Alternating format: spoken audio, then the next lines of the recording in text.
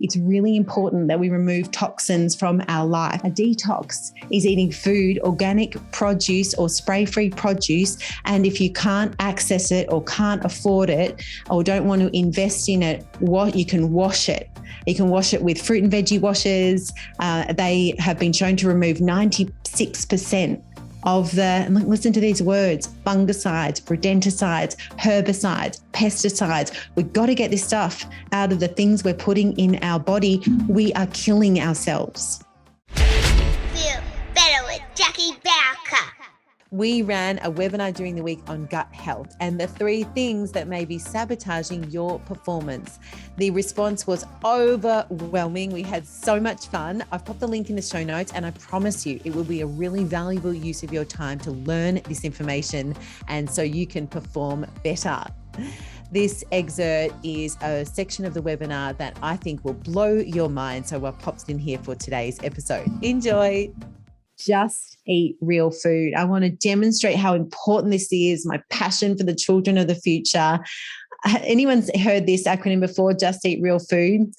There is a fantastic study. It's a fertility study. So bear with me if you're listening to this and if you are not looking to have children or not interested at all, it still relates to all of us because it's about people trying to have a healthy child. So there are things that we need to, there's an environment where we can create a life or we cannot create a life. So there's this fantastic study by JAMA, the Journal of American Medical Association, one of the most sophisticated medical journals in the world. They ran a very sophisticated study that was in this journal, and even the journal commented on how elegant the study was with such sophisticated biomarkers. They had 4 groups of women that were using assisted fertility centers. So they were going there to try to get pregnant. 4 groups, and on the scale of eating lots and lots of fruit and veggies, conventional.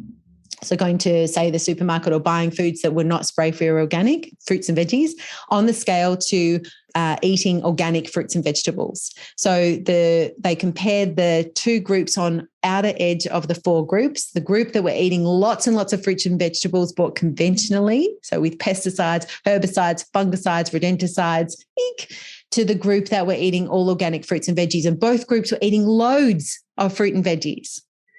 The group that we're eating conventionally had I want to get this right for you, had an 18%, they were 18% less likely to conceive, 18% less likely to be successful.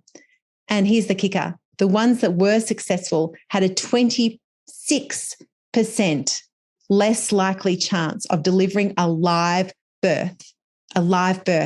I mean, that is just, it's excruciatingly sad for me that we're in this, but I feel privileged, and now you know too, to know this information because it's really important that we remove toxins from our life. So when I talked about this detox, a detox is eating food, organic produce or spray-free produce, and if you can't access it or can't afford it or don't want to invest in it, you can wash it. You can wash it with fruit and veggie washes. They have been shown to remove 96% of listen to these words, fungicides, rodenticides, herbicides, pesticides. We've got to get this stuff out of the things we're putting in our body. We are killing ourselves. So just eat real food is more than just eat lots of fruit and vegetables. So here's the first step. Wherever you are in your journey, there is hope. I want to make sure that I get you from where you are now to where you want to be, the transformation. So, there's always a next step for you, and that's going to be different for all of us. Okay. 10 years ago, my next step was completely different to my next step now, and I'm still taking steps.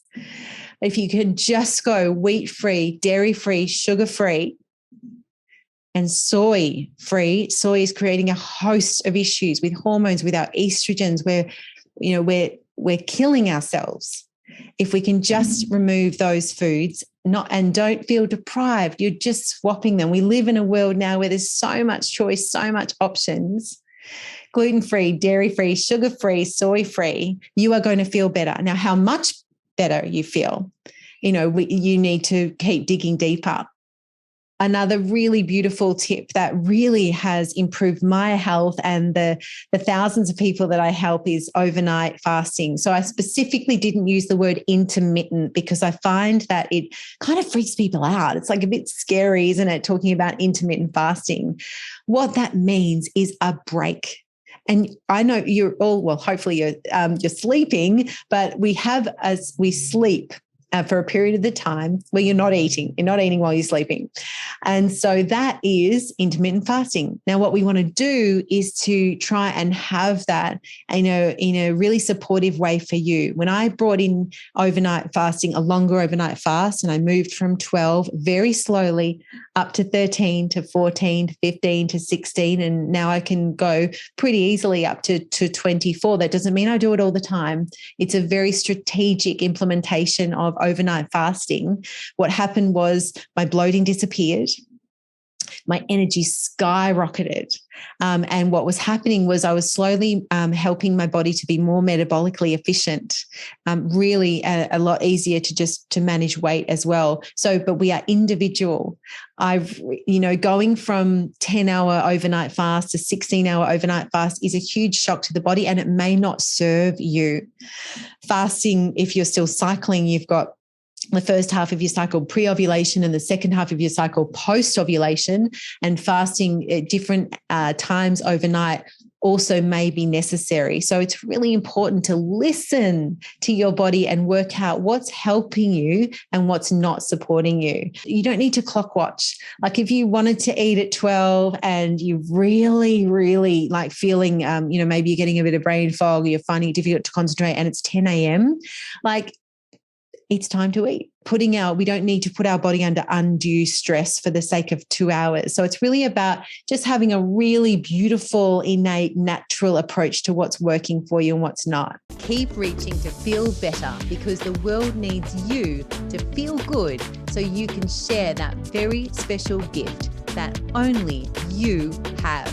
And if you want more, check out my next video here.